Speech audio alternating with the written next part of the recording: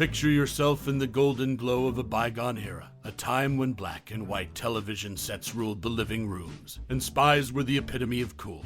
It's 1966, and you're perched on the edge of your seat, eyes fixed on the flickering screen as the iconic Mission Impossible theme music begins to play. Your pulse quickens, and a sense of exhilaration courses through your veins, for you're about to embark on an adventure like no other. As the show unfolds, you find yourself captivated by the suave charm of the impossibly dashing Peter Graves, leading a team of agents on daring missions that defy logic and gravity. Each episode is a roller coaster of suspense, where the impossible becomes merely a challenge waiting to be conquered. You remember the iconic self-destructing messages and the ingenious disguises that left you on the edge of your seat, heart-pounding. Fast forward to today, and you can't help but reminisce about the show that pushed the boundaries of television and espionage storytelling.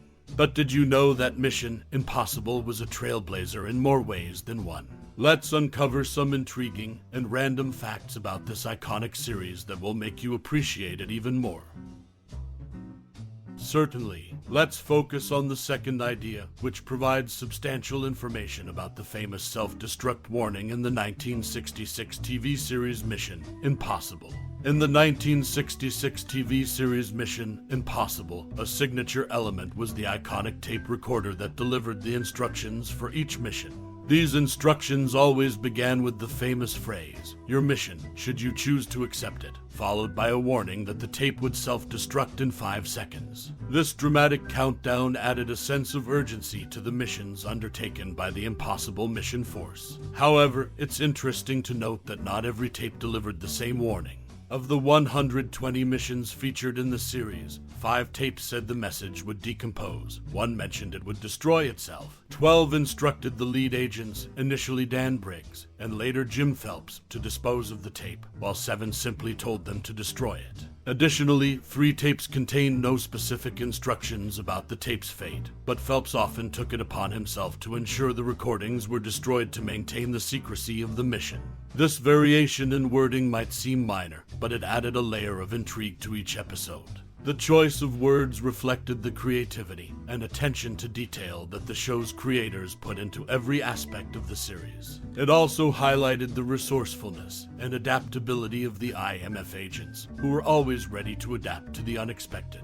In a show known for its intricate plots and clever gadgets, this small detail served as a reminder of the constant tension and danger the IMF agents faced. No matter the wording, one thing was always clear: failure was not an option for the Impossible Mission Force. So, whether it was self-destruct, decompose, or destroy, the stakes were high, and the agents had to complete their missions against all odds.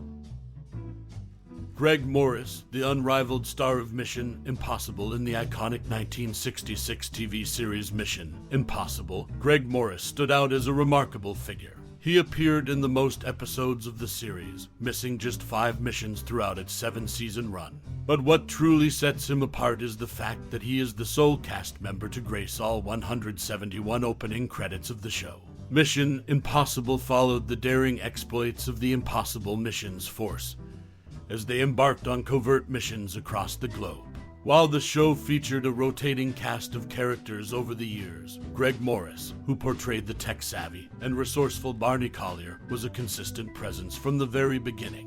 With his technical expertise and unwavering commitment to the team's success, Morris' character played a pivotal role in the IMF's missions. His absence in just 5 episodes reflects his indispensable role in the show's success. While Mission Impossible was known for its intricate plots, clever disguises, and high-stakes missions, Greg Morris' enduring presence as Barney Collier is an aspect that truly stood the test of time.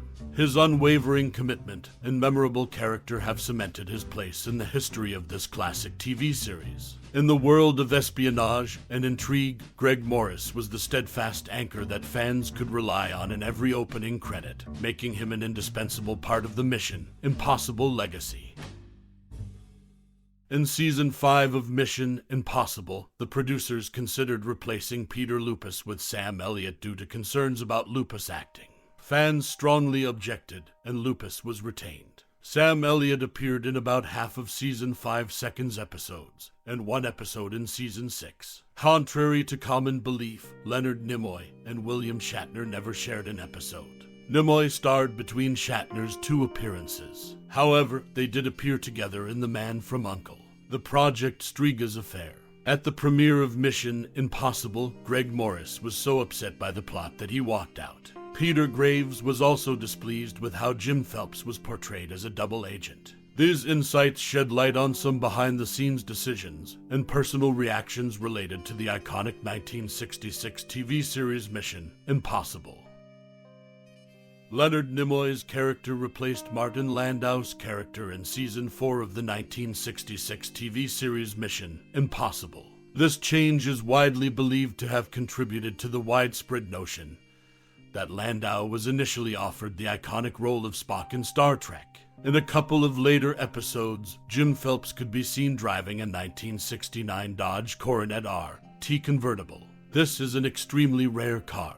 The only one of the teens shown to have a relative was Barney Collier, whose brother, Lawrence, was murdered in Season 5, Episode 15, Cat's Paw.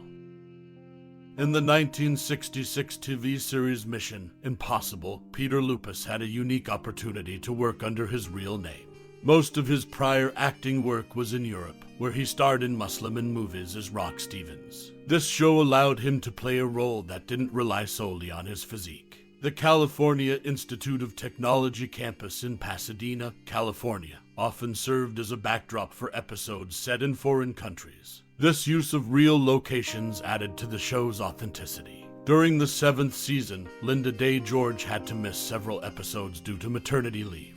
The series explained her absence by sending her character, Casey, on a special assignment in Europe for the IMF. This is the only time the reason for a regular cast member's disappearance was mentioned in the show. Unveiling the origins of Mission Impossible's iconic tapes in the 1966 TV series Mission Impossible, the Impossible Missions Force was renowned for its covert operations and ingenious gadgets. One of the most iconic elements of the show was the way the team received their instructions. While most fans remember the self-destructing reel-to-reel tape that became synonymous with the series, the first 2 seasons featured a variety of methods for briefing the team. In the early episodes, team leaders Dan Briggs and Jim Phelps didn't always receive their instructions via the familiar tape. Instead, their missions commenced through alternative means, such as records and film strip projectors. These unconventional briefings added an extra layer of intrigue to the show. A little-known fact is that the tape scenes for each episode were filmed in one block at the start of each season. Even Peter Graves, who played Jim Phelps, was in the dark about which episode would use which tape scene until it was broadcast. This decision was made to keep the element of surprise intact, both for the characters and the actors. The self-destructing tape scenes played a pivotal role in setting the tone for each mission, often beginning with iconic phrases like good morning, good afternoon, or good evening. Of the 148 missions in which Phelps or Briggs received a tape-recorded briefing, 119 started with good morning, 21 with good afternoon, and 8 with good evening. These seemingly simple greetings became an integral part of the show's identity. As viewers, we remember the suspense, the gadgets, and the thrilling missions. But it's the small details, like the changing methods of communication and the recurring phrases, that added depth and intrigue to Mission Impossible. It's these subtleties that continue to make the series a classic in the world of espionage television. So, the next time you watch a classic episode of Mission Impossible, pay close attention to how the team gets their briefing, and you might just appreciate the series in a whole new light.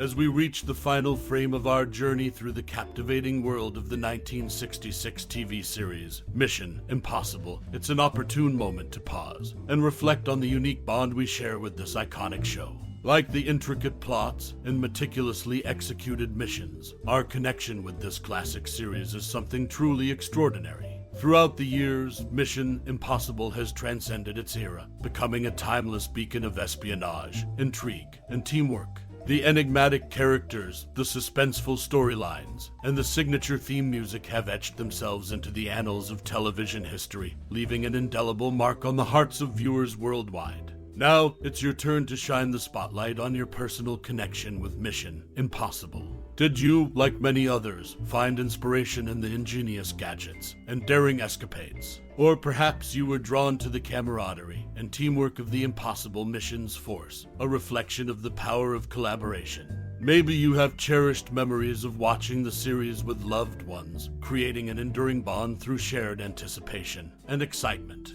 We invite you to share your thoughts, stories, and fondest memories of Mission Impossible. What role has it played in your life? How has it inspired you or left an indelible mark on your own missions in life? Your experiences and reflections add to the rich tapestry of this show's legacy, making it even more enduring. Thank you for taking this journey with us and for sharing your connection with Mission Impossible. Your unique perspective adds to the depth of appreciation for this timeless classic. Your time and interest are deeply appreciated. Until the next mission calls, this outro was